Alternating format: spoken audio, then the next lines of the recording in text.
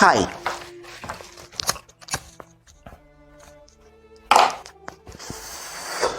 My name is Forgiveness is Fiction, and this is part 3 of the series I started earlier.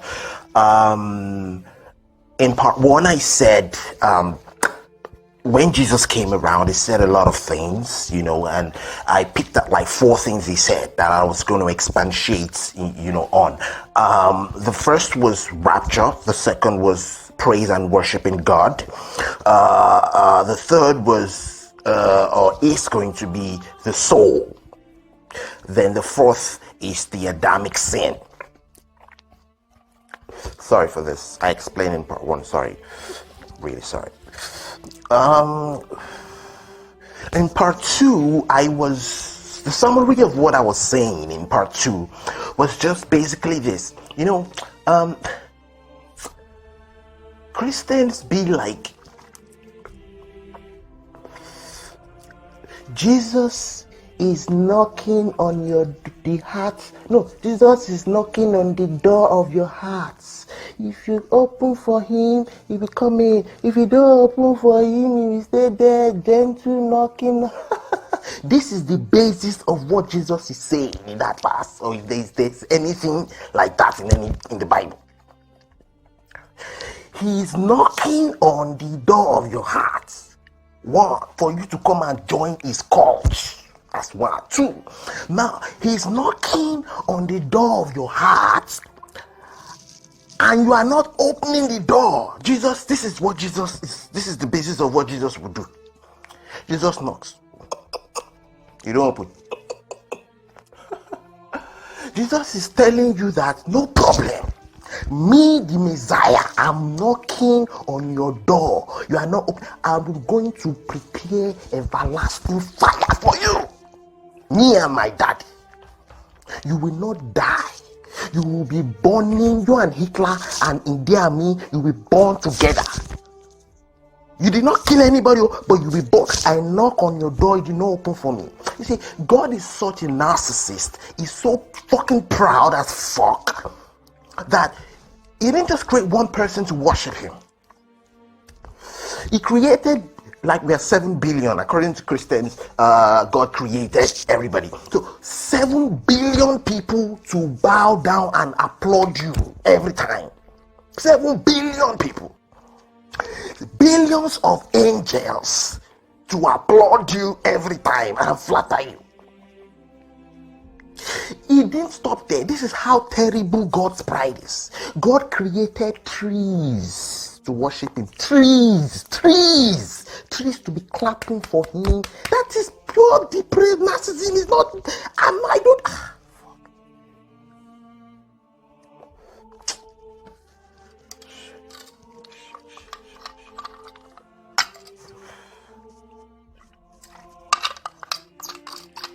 Some people feel, I don't want to praise God. I don't want to be a tyrant slave.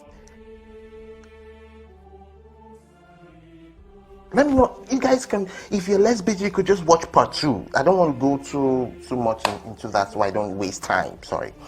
Now, part 3, I'm going to be talking about the soul and spirits, dreams, and trance. I'll just touch them just a little bit, not too much and long of that. So, now,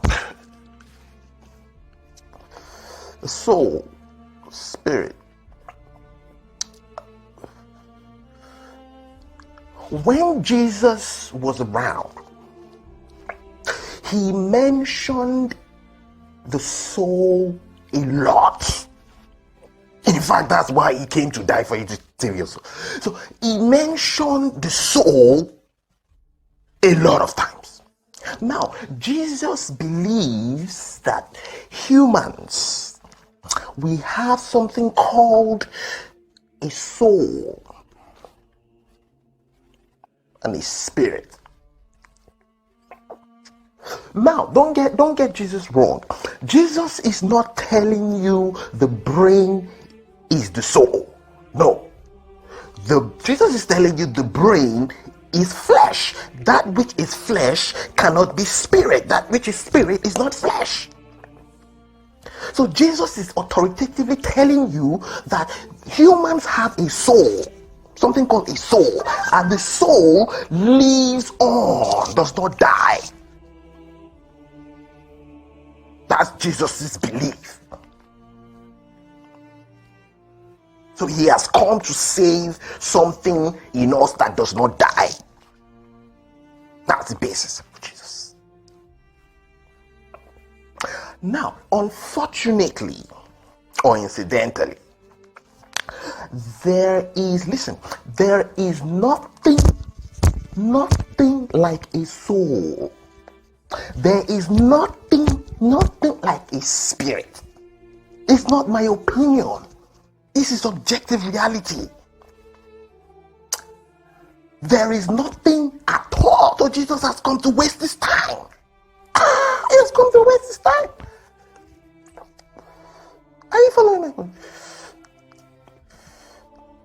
All we have is a brain that triggers consciousness and performs all the functions of a soul, all the function of what people say a soul performs. Now, this is what we'll do. I'm going to be reading lots in this part because I forget a lot. That's one thing. Two, most of those definitions and all that, they are not in my working memory, and they are not even in my other memory. I don't know them, so I just have to copy and paste them. But I read through them. I didn't just go through one Google site. I didn't just go through one site. I had to go through a lot of sites to compare. So it's just not, you can't just say, he just went to one site, he copied something, you cannot trust the internet, kiniko. This, what I'm saying, cross-check it with your professionals. Cross-check it with your professionals. I'm more intelligent than is Google and paste. Just wanted to say that. Right. Now, this is what we'll do. I would mention, I would mention the functions. I would mention the functions of the soul and spirit. Then we would compare it to the functions of the brain. Now, if they are similar, then definitely there is nothing like a soul. Because what the soul is doing is what the brain is doing. So what we would do, I just don't want to say they are different or they are similar. I want to like call them out for you. So just please be a little bit patient. Let me just call them out for you. Now we'll start with the functions of the soul and the spirit. Now, everybody that believes in the soul, and even the Bible and Jesus, this is what they say the functions of the soul are. 1. Reason. Essence, theoretical and practical wisdom, understanding and comprehension, governing desire, soul governs desire, temperaments, courage, truthfulness, the spiritual nature of man, awareness, insight, judgment. There might be more, but these are the basic things, basic functions of the soul, and the spirit. Now, we'll compare them to the functions of the brain. Now, what we would do is this. I mapped out some portions of the brain and their functions. This is not the total function of the whole brain, the whole cerebrum. No, this is just like different gyruses, different portions of the brain, not all. Now, let me mention the portions I'm going to be saying their functions of. Now, one, we are going to be looking at the orbitofrontal cortex. We'll be looking at the dorsolateral prefrontal cortex, the ventromedial prefrontal cortex, the amygdala, the insular cortex, the anterior cingulate cortex, the medial prefrontal cortex, and the hippocampus. These are the portions. I'm going to call their functions now. So I'll call their functions, then I'll now repeat the functions of the soul. You will realize they are practically the same thing. All right. Now, functions of the brain, these parts of the brain. Social norms and its comprehension, moral judgment, general judgment, reasoning, self-awareness, intelligence, fond of knowledge, fear, anger, hedonic spot. Hedonic spot means the spot where pleasure is mostly where pleasure is like generated and all that. Then memory, regulation of emotions, then regulation of emotions in decision making, fiscal responsibility, avoidance of risky behavior, perception of peace, planning ahead and predictability, impulse control, monitoring and evaluating situations, sustained attention and keeping eyes on a target, goal directed behavior, working memory and short-term memory. Now, let me just quickly mention the functions of the soul and spirit. You realize it's the same thing. Reason, essence, theoretical and practical wisdom, understanding and comprehension, governing desire, temperaments, courage, truthfulness, the spiritual nature of man, awareness, insight. Do you see what I'm saying? Judgment. It's the same thing. These are just even parts of, this is not the whole part of the brain. This is just a little part of the brain. Now, let me make something clear. These parts of the brain are not controlled by an external spiritual being. Their functionality is not tied to an external spiritual being. No, they are responsible for themselves. Their function is wired in themselves.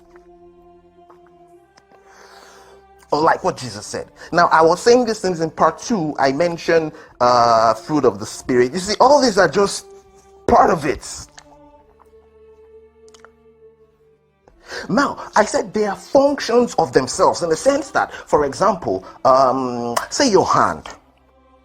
Your hand, if your hand moves and picks up something, it is not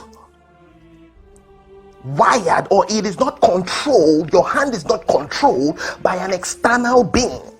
Your hand has its functions. That is how the brain has its functions.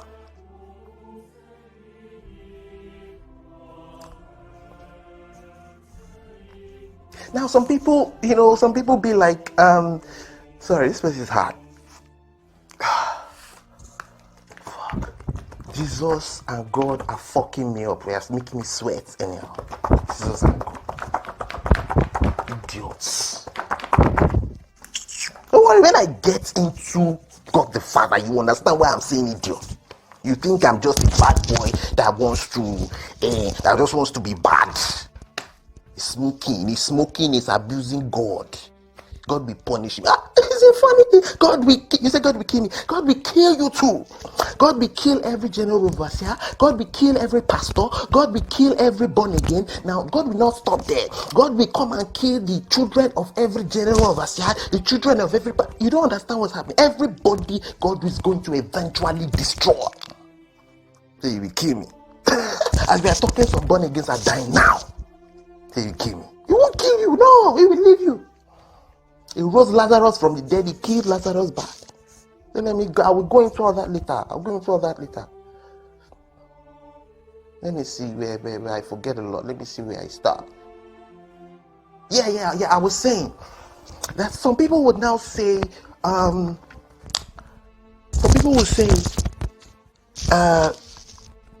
maybe the brain is the organ of the soul.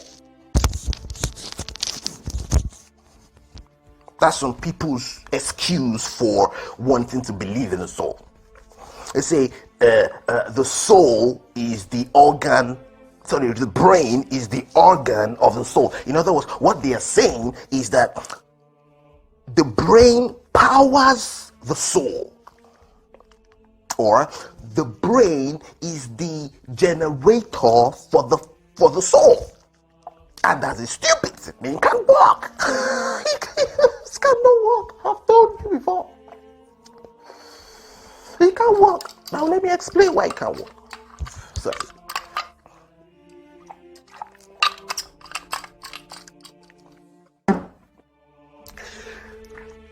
Now,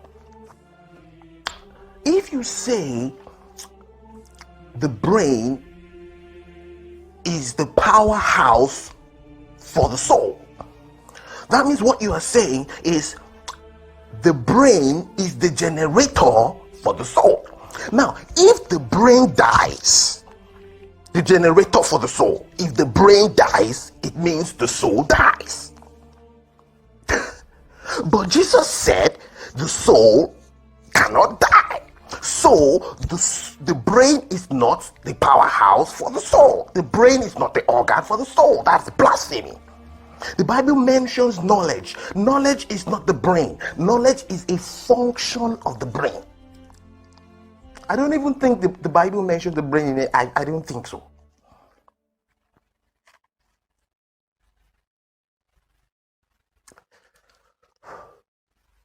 It's obvious Jesus has no idea about neuroscience. Basic neuroscience. He has no idea. And it's a different thing. You see, the brain, it's a different thing if people die. When they die, their brain does not rot. It's a different thing if they die and their brain does not rot.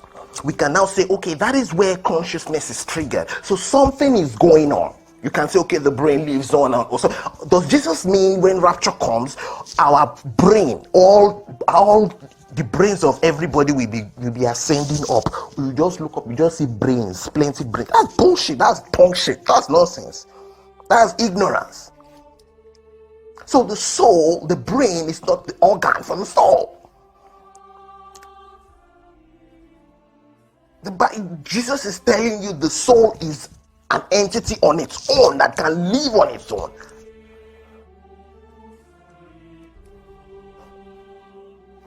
Now, these are some things Jesus doesn't understand. These are some things Jesus doesn't understand. Sorry. I've cleaned my face. Now, sorry. Now,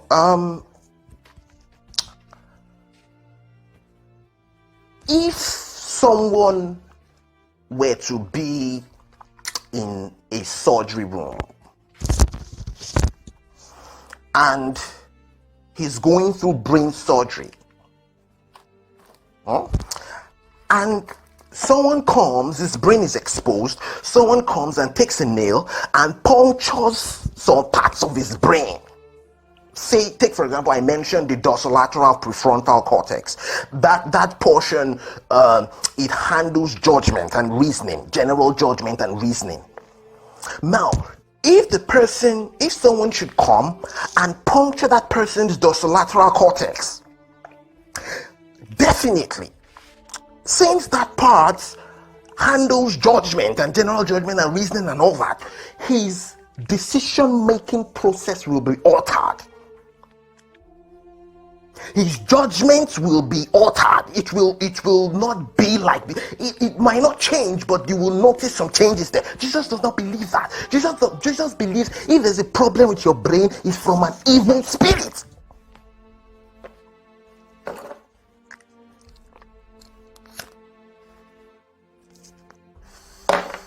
Jesus does not know that. A portion of your brain, if you just puncture that, it will whatever it's called, a clinical correlate. That's the sickness. For example, the dorsolateral cortex, if you injure, that part is injured, it could cause something like schizophrenia. Schizophrenia is the inability of a human being to differentiate between hallucinations and reality. So that part could cause that clinical correlate or that illness. You know, when Jesus healed, Jesus said he saw a madman on the road or something, and he removed the evil spirit and used Bluetooth to transfer the evil spirit to the pigs. He had schizophrenia. Jesus does not know what that is. I don't think Jesus feels we have a brain. I don't think so. But that's the thoughts. I'm not saying that's logic. No.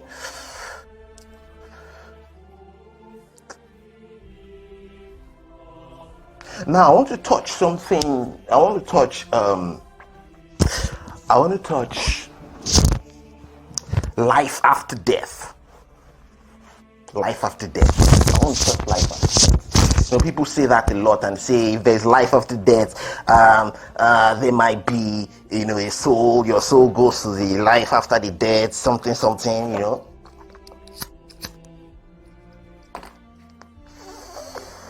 Now, there was something I called them, I thought of and called them, the afterlife comeback people.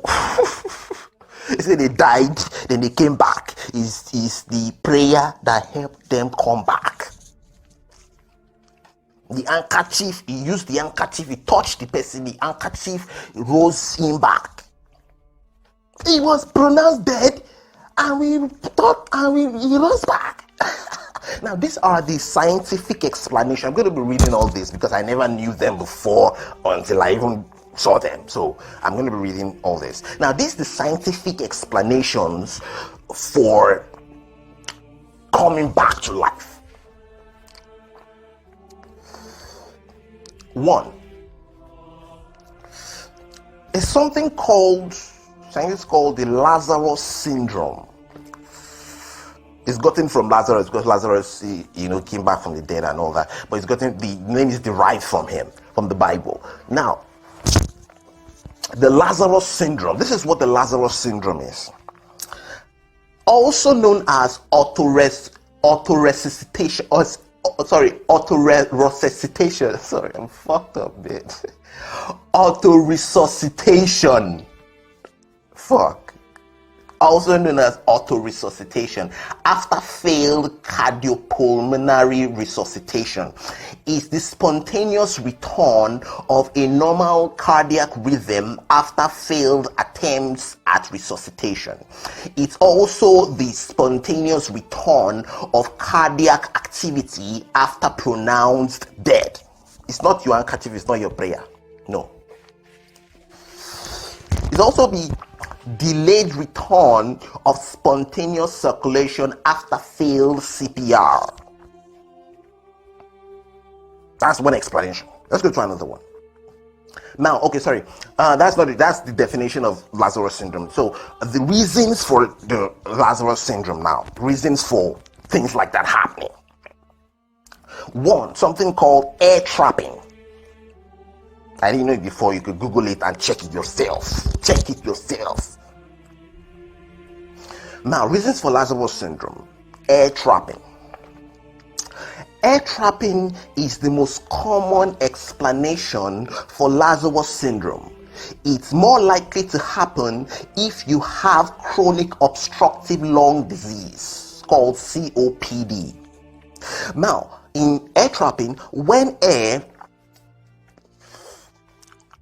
is pushed into your lungs too rapidly during CPR, called hyperventilation as well, there is no time to exhale it, so it burns up. It builds up. This is called air trapping. Now, still on air trapping, as the air builds up, the pressure inside your chest increases. Eventually, it gets so high that your blood has trouble moving through your chest veins to your heart, and your heart has trouble pumping blood out to your body. Now, this air trapping could happen in air trapping, could stop circulation, could cause cardiac arrest, prevent your heart from restarting during CPR. Now, when CPR stops, the trapped air starts leaving your lungs, which reduces the pressure in your chest. Eventually, blood from your body can flow to your heart and be pumped to the rest of your body. Circulation can return, and it can look like your heart has restarted itself.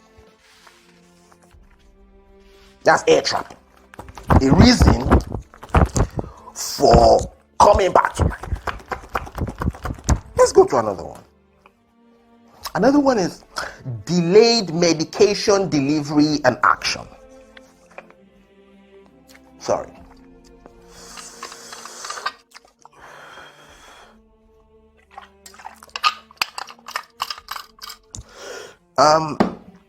Now, delayed medication delivery and action.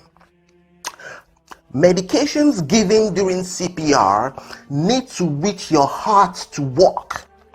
When air trapping stops blood from returning to your heart, anything in your blood, including medication given through IV, intravenous, in your arms or legs, can get there. Once air trapping resolves and the pressure in your chest is low enough, blood will flow to your heart, carrying the medication with it. The medications are effective. Your circulation will spontaneously return. One reason. Not your handkerchief, not your anointing. Three. Also, temporary cardiac arrest after defibrillation. Temporary cardiac arrest after defibrillation. Now, during CPR, a defibrillator may be used to send an electrical shock to your heart to try to restart or to reset an irregular heart rhythm known as arrhythmia. Sometimes there is a delay between the shock and its effect. If it's long enough, it appears that your circulation returns spontaneously rather than because of the shock.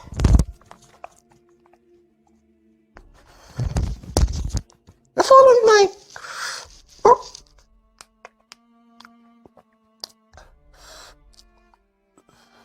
other reversible causes, other things that could cause it, the Lazarus syndrome thing.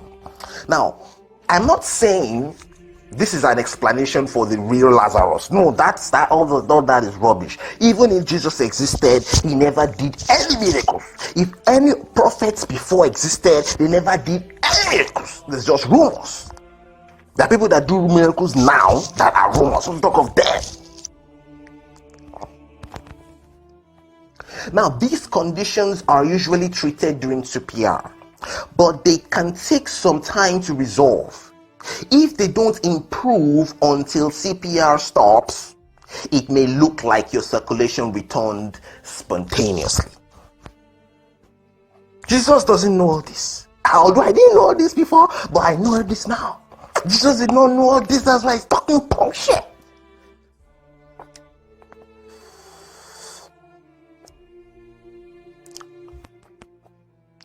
Now I want to talk about the people who say they died and they went to heaven or hell, then got some informations about them and came back to recite those informations. I want to talk about those people. I went to heaven and came back. Now, two things. One, it is either they are reciting a conscious imagination. You cannot know, because they are the ones that tell you that they had a dream. You were not in the dream, you were not there. Even if you were sitting on the bed with them, you can't be sure if they had a dream or not. So they are the ones telling you they had a dream. And if you come and you say, I dreamt about heaven, hell, God said this, everybody will gather you. If you went to hell, you went to hell, you came back, the devil shaking, everybody gathers you. Now, two, it is either that they didn't have a dream or they had a dream, but they had a very, very vivid dream. They had a very, very vivid dream, and they intentionally amended the parts to make it, amended the parts and continuity of the whole dream to make it go in the way they want, or to make it make more sense. Let me explain what I mean.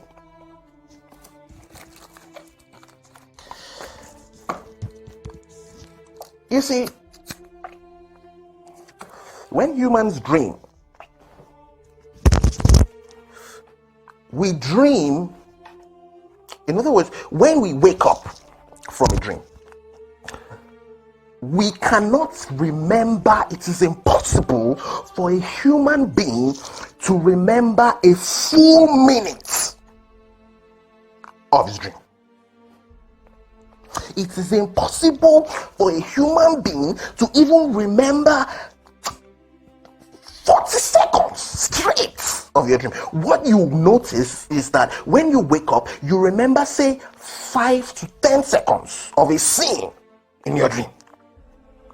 Then you remember another 5 to 10 seconds of another scene. You can be dreaming, and you see yourself singing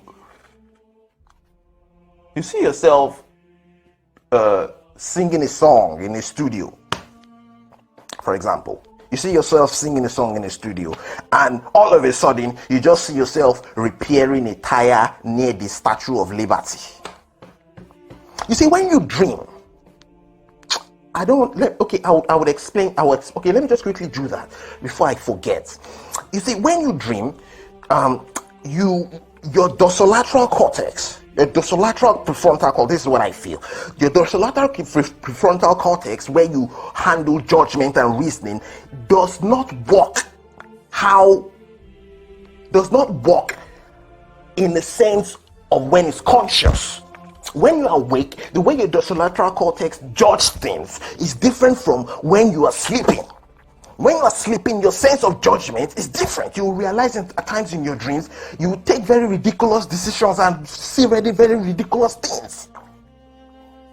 I'll explain all that when I get to other parts in this part, and when I get to another part in this part. So, you cannot, like I said, the continuity of your dream cannot, because they will just come and tell you, I went to heaven, then I saw God. After I saw God, God told me this, that. After he said this, that, we now strolled. As I was strolling, I saw this, that. After I got there, I saw another man. I saw my grandfather. This is what my grandfather told me precisely. After I finished that, I went to another one. Complete, continuous, perfect, like a movie script. Is impossible. You amended most of all those parts. I'm not saying you didn't have the dream that you went to heaven. You can dream that you went to heaven, but it's a dream. That's one. Two, you can't remember straight. It's impossible.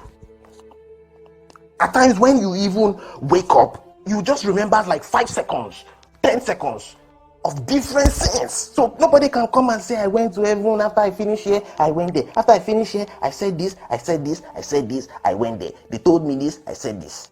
No, stop that. That's punk shit. Stop. That's whining now. See, if you are a kid or an adult and you said you went to heaven or hell,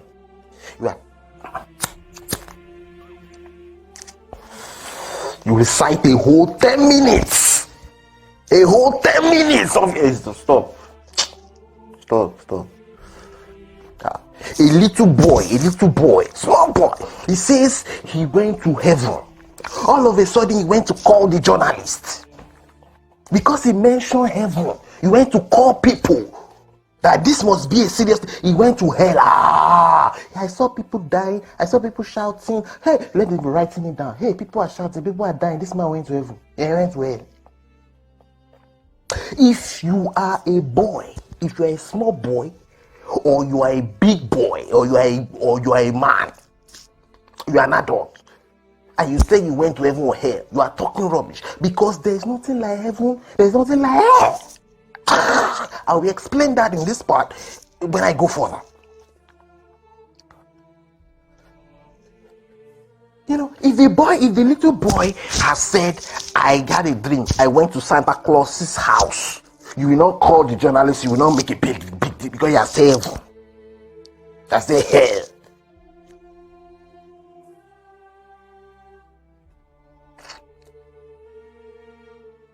Now, another thing this is my own opinion anyway, for that Lazarus resuscitation or that Lazarus syndrome thing is this. You see, there's something called, I know you guys know this, but there's something called a flat line. A flat line is, okay, when you are in the ICU, when you're in the hospital, when they plug your heart to a machine, it's monitoring your heart rate and all those waves and all that, the waves showing that you're still alive. Then the flat line is when you die, the machine just goes flat. Sorry, the line just goes flat. That's a flat line. Now, one of the things I look at is, it's a machine, and there's something called a machine glitch. A machine glitch is a temporary, how will I put this, a temporary malfunction. For example, an ATM machine is not programmed to spill out cash that you did not impute, but it happens. That's a machine glitch, temporary malfunction. An ATM is not programmed to seize your card, or you type in a particular amount and it does not give you. That's not what it's programmed to do, but that's a machine glitch. So those people that came back, how are we sure the kind of machine they were? Was this second-hand machine? Is the machine good? Even if it's a good, there are times brand new cars break down. So that's just by the way. I should just say that. So death means end. The boy that rose up, or the person that rose up from the dead, was not dead. He was not actually dead. The machine just said so. I'm not saying machines are not accurate. They could be like, say, 99%, and that's a lot. You could be typing your phone, and your phone will just freeze. The phone wasn't programmed to freeze. It's a machine glitch.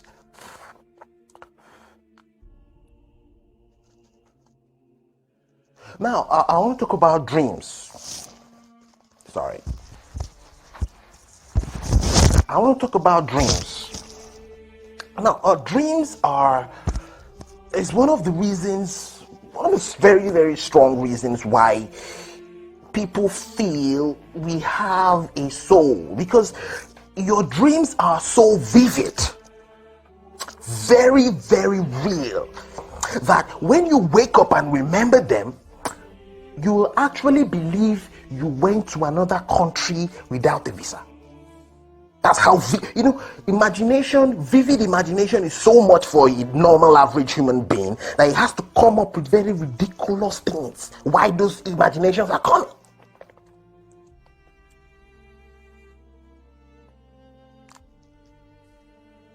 Now, to me, I think, dreams are a collection of sensations or events or images of daily life. Sensations, events, and images of daily life that you pick up in daily life.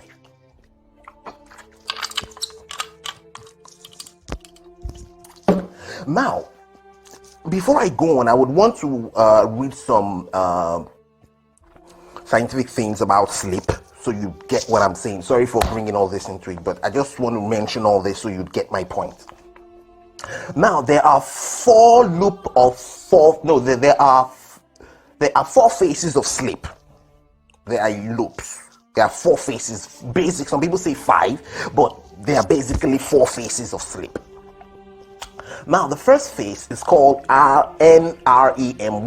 NREM1. That means, what's it called? NREM1, that's non-rapid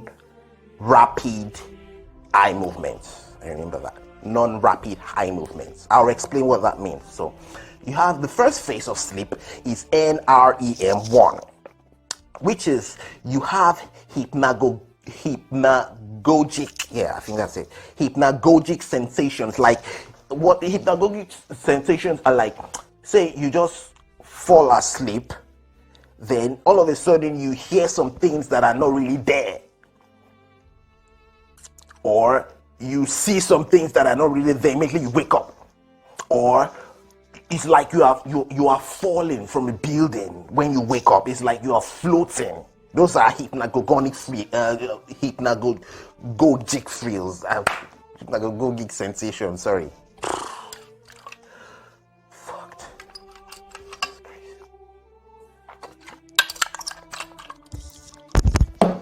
So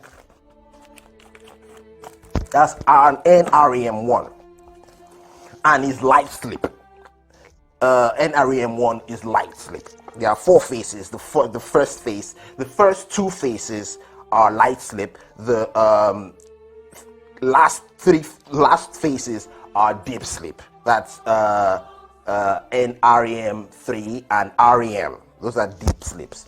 So NREM2, what happens here is you have sleep spindles, which is a short burst of rapid brain activity. Is also light sleep. Is deeper than NREM1, but you have like very, very, very short dreams, but they look real, but they are very, very short. Very, very short. They are more vivid than NREM1. Then NREM3, the brain produces large and slow delta waves. It's also called deep sleep. It's also deeper than NREM2. So the one I want to go to is REM. That's the last one. It's not called NREM4. No, it's REM. And that's rapid eye movement. What rapid eye movement means is when a human being is sleeping, your eyes will be moving back and forth, left and right, under your eyelid. Not that you wake. Some people actually sleep and their eyes are open. I'm not talking of those people. They have a disorder. I'm talking of normal people. When you sleep, your eyes shake under your eyelid. That's why it's called rapid eye movement. So in NREM 1, 2, 3, that's non-rapid eye movement in the sense that your eyes are not shaking like REM. So this is the things about REM. Now, this phase of sleep in which most dreams occur, very vivid dreams. This is what Christians are talking. This is the dream they are talking about. And I say God is ministering to them. This is the REM. Now, during rapid eye movement sleep, that's REM, a person's brain activity, breathing, heart rate, and blood pressure increases, and the eyes move rapidly while they are closed. Now, this is important. The muscles in the arms and legs become temporarily unable to move. They're paralyzed. At times you could be in a dream and say, they were pursuing me, but I could not move. I could not move. I was praying, I could not move. Your body is paralyzed. You are in REM sleep. So it's not people pursuing you. It's a natural phenomenon in REM sleep.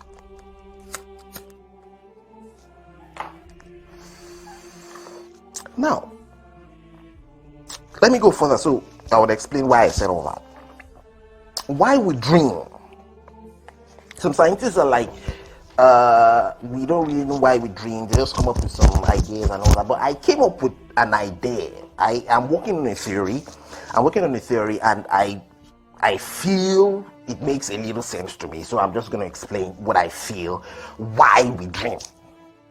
Why we dream. We are not dreaming because God is showing us something. This is why we dream.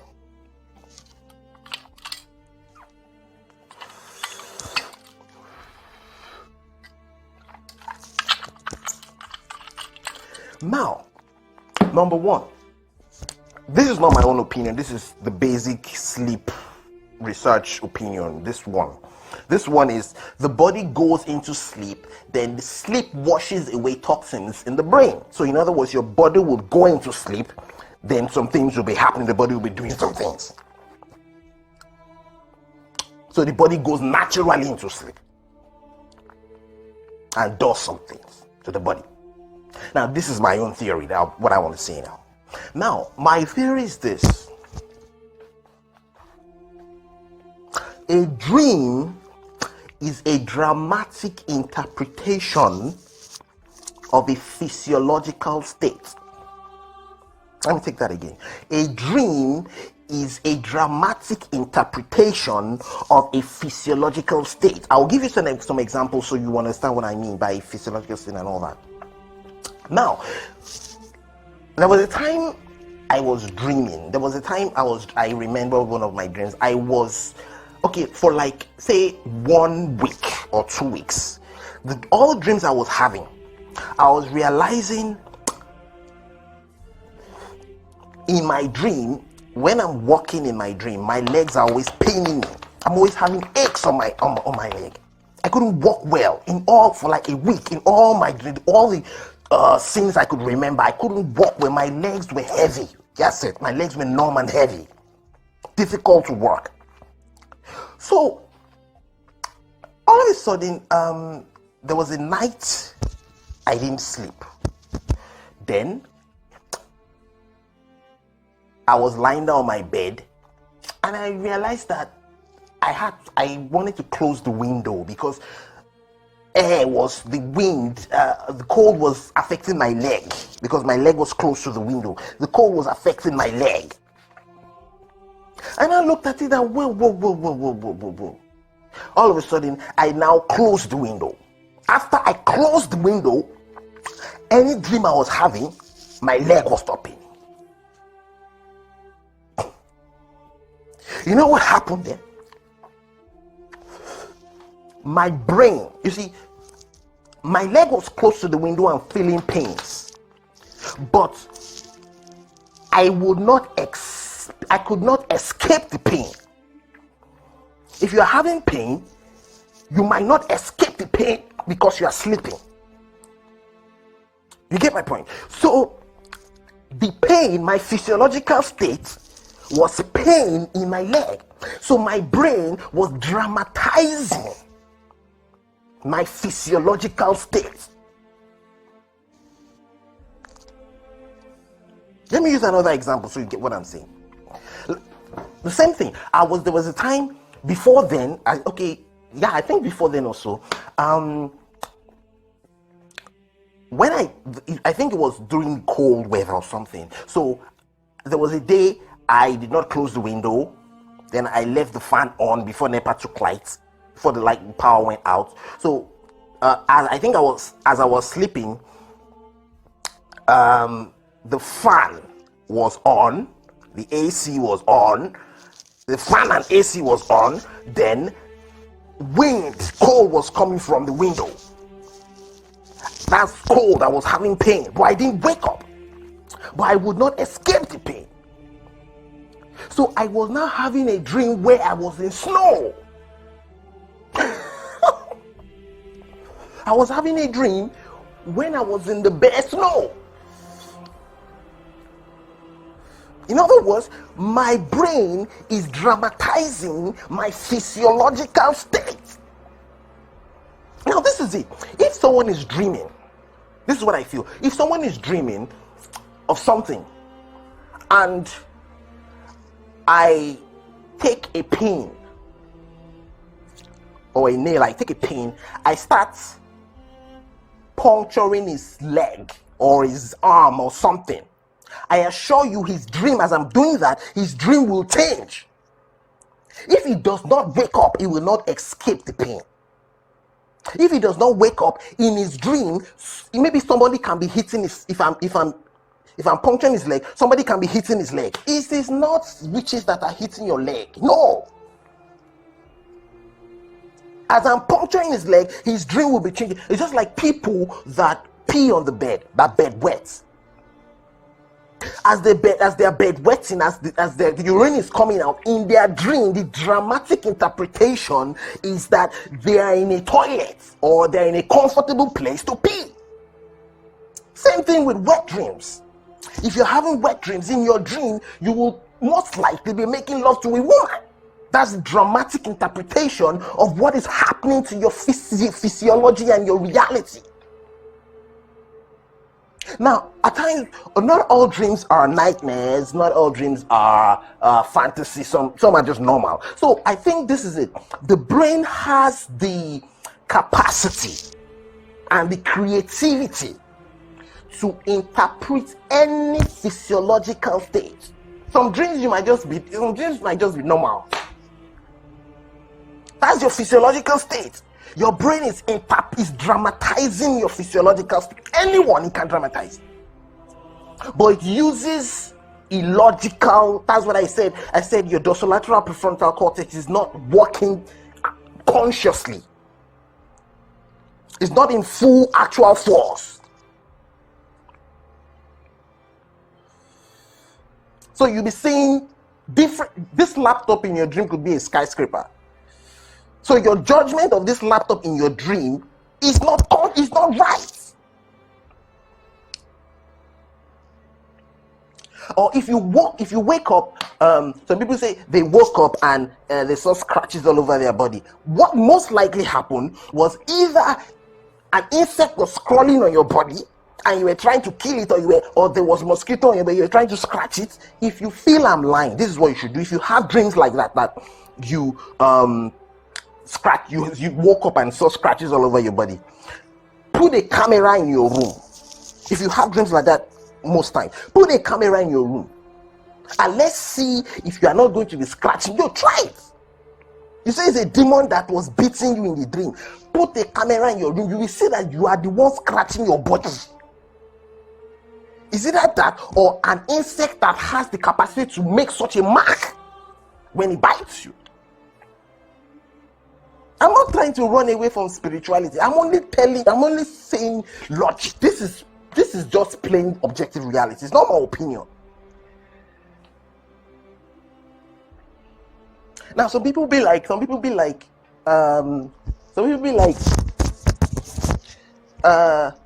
they woke up and saw a demon or an angel.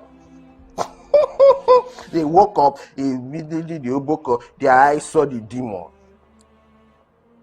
Now I want to read something to you, a scientific phenomenon called pareidolia.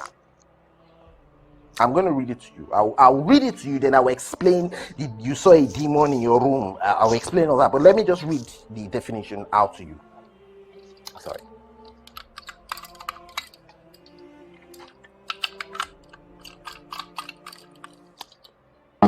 Now, pareidolia is a psychological phenomenon that causes people to see patterns in a random stimulus. This often leads to people assigning human characteristics to objects. Usually, this is simplified to people seeing faces in objects where there isn't. Where there isn't.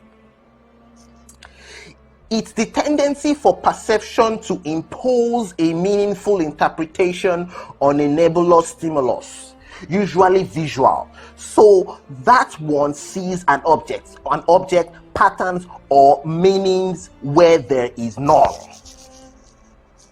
Now, this concept of pareidolia may extend to include hidden messages in recorded musics played in reverse or at higher or lower than normal speeds, and also hearing voices or music in random noise. Pareidolia is basically, let me just break it down. Pareidolia is, at times when we were young, or even now, you could just look at the sky, look at the clouds. All of a sudden, you could just see the form of a horse or the form of something that you know that is in your brain, and it's only you that see it. That's pareidolia. A psychological phenomenon that causes people to see patterns in random stimulus and see things that are actually not there. Now, after explaining this, let me explain the seeing the demon thing.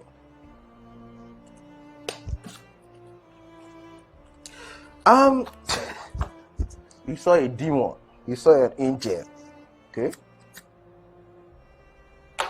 in your room. Now, I mentioned something about REM sleep, which is rapid eye movements. That's the deepest kind of sleep. That's where you see illogical and bizarre shit you get.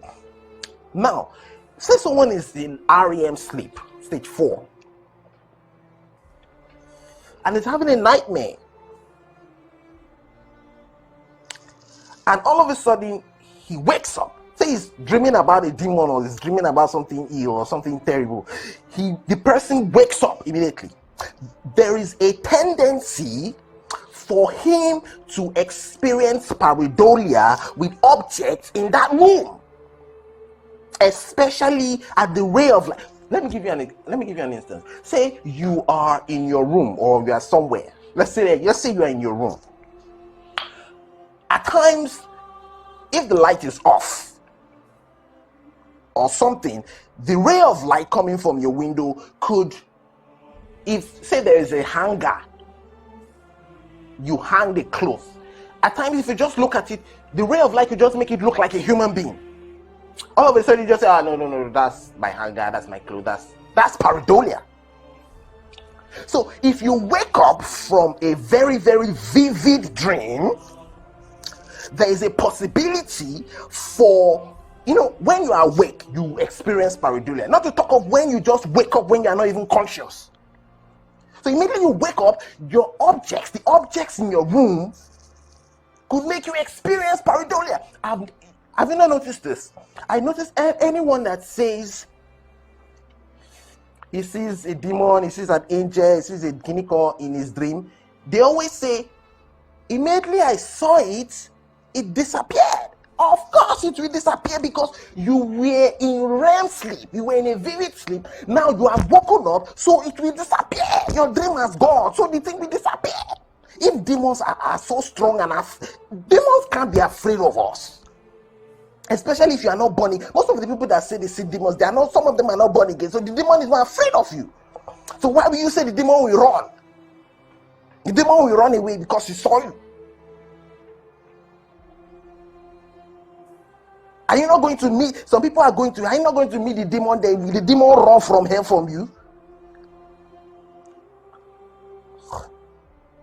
That is pareidolia, it's not my opinion. Immediately you saw it, it disappeared. Immediately you saw it, it disappeared. It ran away. That's because you just woke up from REM sleep. Now, there's some things I wrote down. REM sleep behavior disorder. It's called a sleep disorder. It's called RBD. Now, what happens in RBD is your body acts out its dream. you act out your dream. For example, if you are having a very vivid dream, you can be talking from your dream. It's not demons that are making you. You don't have a spiritual problem. You just have RBD. Some people could be hitting, throwing their hands up. That's RBD. Because in REM sleep, your body is supposed to be paralyzed so you don't act out your dreams. That is why you can be having a very deep sleep. Normal people, you have a very deep sleep and you are running and you are doing some things. You realize you're not stretching your hand and doing all those things. You're just paralyzed. That's what REM sleep is supposed to do. But when there's a disorder, your body is not paralyzed. So you can be sleepwalking, you can be doing many things, you can be that's a RBD. See again.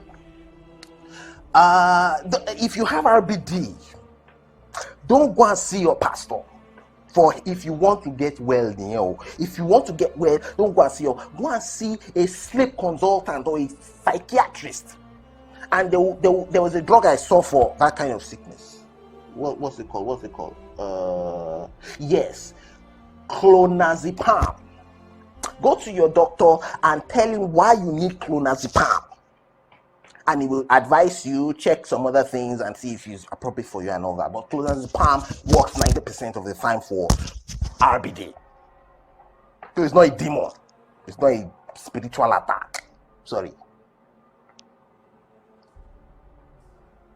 Now, why some people have nightmares? You say, no, somebody's after me. My enemies are after me. They are using my dream. They want to come through my dream and kill me in my dream. My enemies are in my dream. My grandfather wants to break me. I had to run. If I didn't run from my grandfather, it would have killed me. Now, nightmares. I wrote this down. Nightmares could be caused by different things. One, you could have a nightmare as a result of stress or anxiety.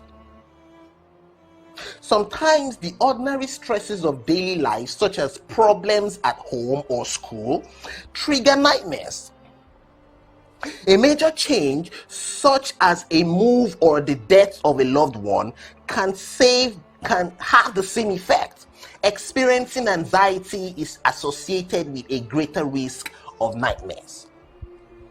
You could be stressed or you could have anxiety issues. Your brain will dramatize that problem.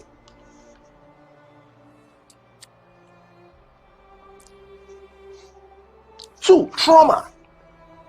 Nightmares are common after an accident, injury, physical or sexual abuse, or other traumatic events. Nightmares are common in people who have post-traumatic stress disorder, PTSD. You could have traumas. It's not your neighbor, it's not the Satan. Two, sleep deprivation. Sleep deprivation. Changes in your schedule that cause irregular sleeping and waking times, or that interrupt or reduce the amount of sleep you get, can increase your risk of having nightmares. Insomnia is associated with an increased risk of nightmares. You don't sleep too much, you find it difficult to sleep. All of a sudden you now sleep, you now have nightmares. You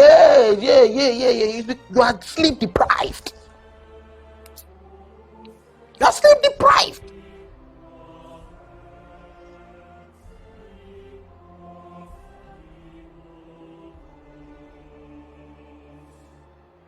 At times, they say substance misuse.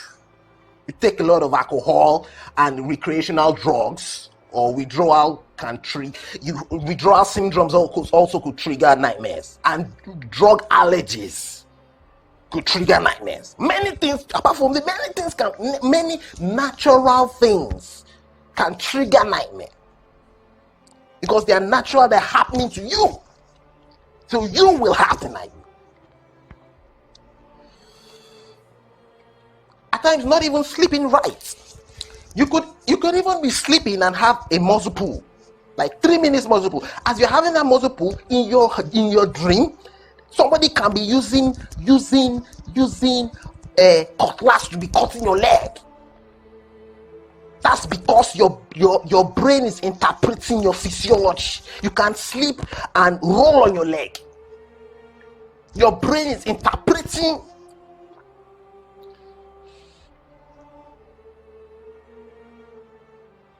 Some scary books, you listen to a lot of scary things and all that. Now, even if all these ones don't happen, your brain is still dramatically interpreting your physiology. That's all. That's all. Now, I want to talk about people that their dreams come to pass. They have a dream and it came to pass.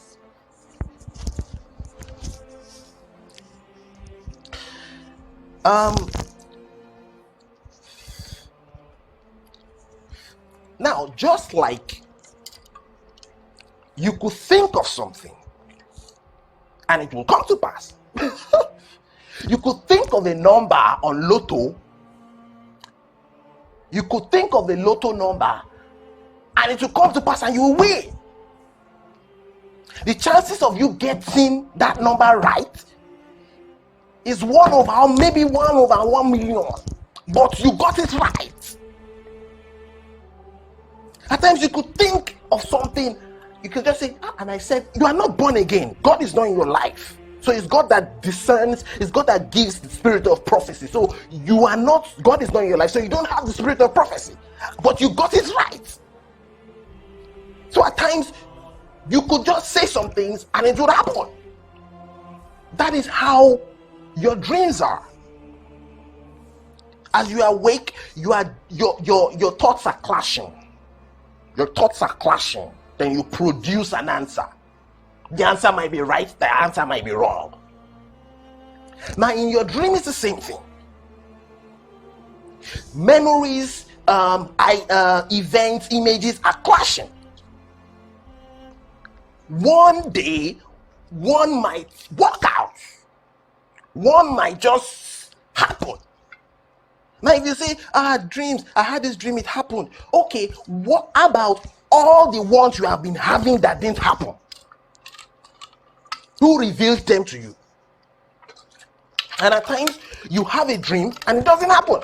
For example, if you say, in real life, you say, before you are 30, you want to have a house, you want to have a car, you understand, and all that, and you dreamt that you had a car, you had a this, you had a that before you were 30.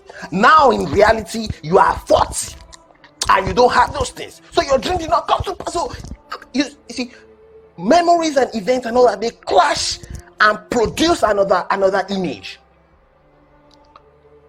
You understand? So as a result of that, some may work, some may not work. Just like people who gamble. It may work, it may not work. It's coincidence. If you think it's not coincidence, pray to God that it should show you something that will happen on Thursday. You're on Monday. Tell him to show you what will happen on Thursday. Let him show you in your dream, and let's see if it will happen. Then we'll be sure. Yes, dreams can come to pass. And people that also get ideas from dreams, like scientists, they be like, I was trying to get this kidney, I could not get it, but when I slept, I now got, they're talking. One, it's either they are lying. You cannot know if they are lying. You can't know. Doesn't it seems very amazing and nice to say, I got this idea from a dream. It's very marvelous, sounds very nice, and sounds very amazing. Other than just saying I thought of it. If you say I dreamt of it, very amazing. So are you sure they are saying the truth? Were you there when they were dreaming? What makes you feel you didn't calculate it before he dreamt?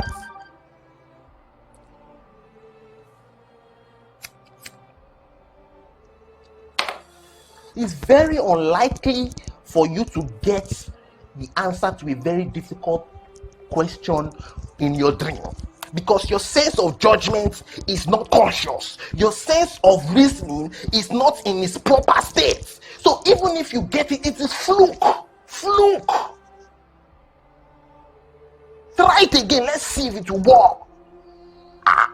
Your dream, you get the idea from your dream. You got the calculation from your dream.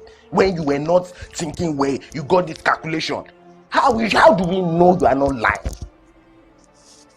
Okay, let's give you a question you don't know, then dream and let's see if you get it.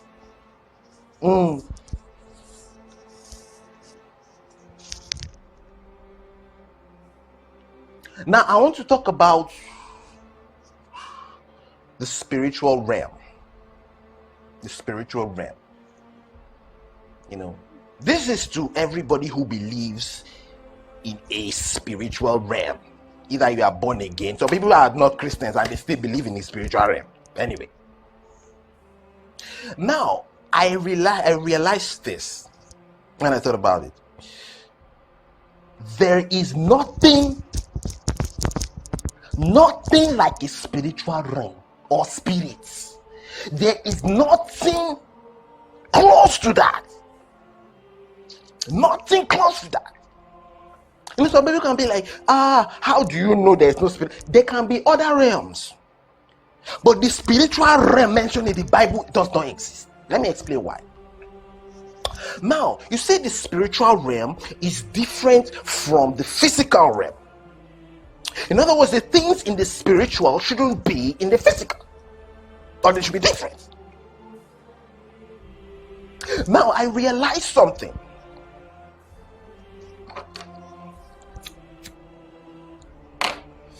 Everything mentioned in the spiritual realm are physical. Everything mentioned in the spiritual realm are made of physical matter. Let me give you an example.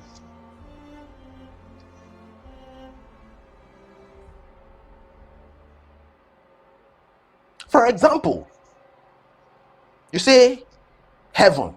Heaven is a spiritual place. Isn't it? Now, you say heaven. Heaven is spiritual, it's different from the physical. Now, if you mention almost everything in heaven, they are physical. The road is made of gold. Gold is physical stone. The walls are made of precious stone. Stone is physical stone. It's a physical matter. The angels are made of wings. Wings, feathers. That's physical matter. God is sitting on a throne. That's a chair. He's having a crown. That's a crown. The oil of gladness from the pot of Kiniko. That's a pot. That's oil. Mansion. That's a house. And all these things can be seen by the physical eye. You say hell, fire, that's fire. The demon, he has horn, that's horn. Those are physical matters. In other words, without the physical, you can't have anything to say about the spiritual. And they say the spiritual controls the physical. Whereas without the physical, you can't have anything to say. Everything you are saying about the spiritual is metaphor. It's not real.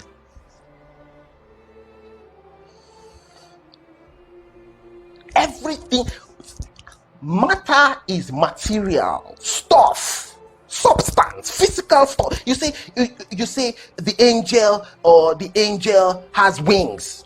That means he has feathers. Feathers are visible to the human eye. In other words, if an angel comes here, even if I don't see anything about him, the feathers are physical. I should be able to see the feathers. These feathers are not spiritual things. Feathers are physical things. A horn is a physical thing. Gold is a physical thing. Hellfire, fire is even if you say it's a metaphor, it's still that means you are saying light. You have nothing to say about hellfire if you don't say fire. So the spiritual realm is an empty realm of assumption.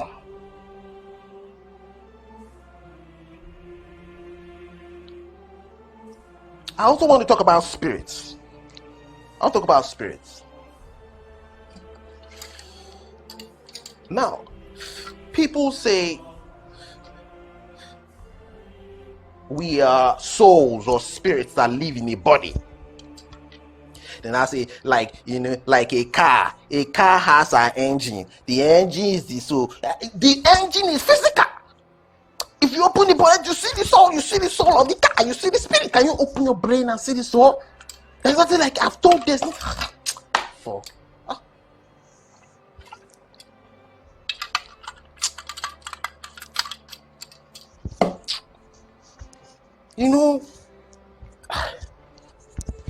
wait, am I mad? I'm not mad now. Wow. Anyway, let's go on. Now, this is the thing about spirit. They be like, some people be like, I saw the man. I saw the soul. I saw the spirit. They said he has died. Ah, yes. Of course, maybe he has died. But the spirit is using another person's body. That's what it is. I saw a spirit, and the spirit was using another person's body. Let me tell you why that's ridiculous. That's a retarded way to think. Very, very careless way to think. Now, you are saying the spirit is using another body. Which means, say the spirit is standing in the market and is using another person's body. That person's body is in the grave. The person's body is not a spirit, so the person's body cannot resurrect. It is only the spirit that can resurrect, according to Christians and all that. So if you are saying the spirit or the soul is using another person's body, that means if we go to the grave of that person, the body that the spirit is using will not be there, whereas it is there. I don't know if you are following my point. Whereas it is there. So what do you mean spirit? You say you saw a spirit. The spirit was standing. It's humans that stand. The spirit was standing. He was wearing a t-shirt. He was wearing belts. He was wearing trousers. He was wearing socks. He was wearing shoe. He barbed his hair. He frictioned his hair very well. That is a spirit. Everything about the spiritual is physical. You don't understand. It's just without metaphors. Christianity can never have anything to say. Without metaphors, without all those mnemonic devices.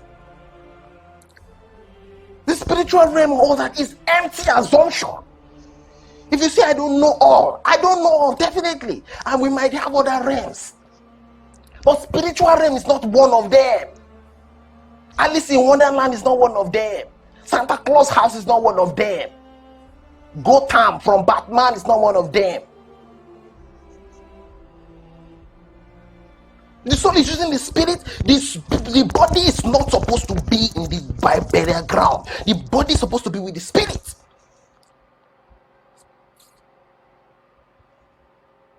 And then the people mentioned about trance. I think I'll use that to end because time is going already.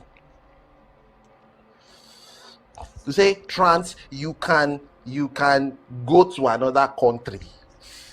You stand there. Then you go to another country. You used to be here. That's why some people say they believe in the soul. Because your body will be here, then your soul will travel. One, to me, trance is just vivid imagination. That's all. Vivid imagination means you are orchestrating those images. It's mind engineering. Now, good. If you know you can go to trance. This is what we will do. We will go online and we will pick a street in a particular country. Then we will check all the things on that street that are obvious online. You have not gone to the country before. Then you will use your own trance to go and look for that street in that country. Then look at the things on the street, then tell us what you saw and come back. You come back and tell us what you saw. If it tallies, if what you saw tallies with what your trance, you went to trance, how? Nobody will go to embassy again. What do you mean you went to trance? The people will say they smoked weed, they smoked weed, they went to trance. If you are smoking weed, you are just high, that's all. Moses said he got his information of the Genesis from a trance, from vision. I will not let me go. I'll go when I get into that. I'll go into that another part. I don't want to just, go to a selected street. Go there and go and see. Take your trance and go and check what is there and come back and tell us.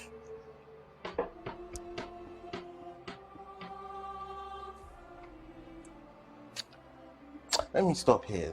It's fucking crazy, man.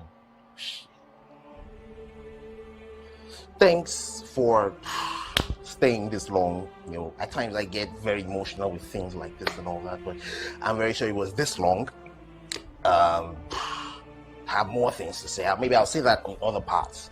The next video is going to be about the Adamic sin. The Adamic sin. Thank you. Sorry, I'm not doing this. I wasn't doing this to be a bad guy.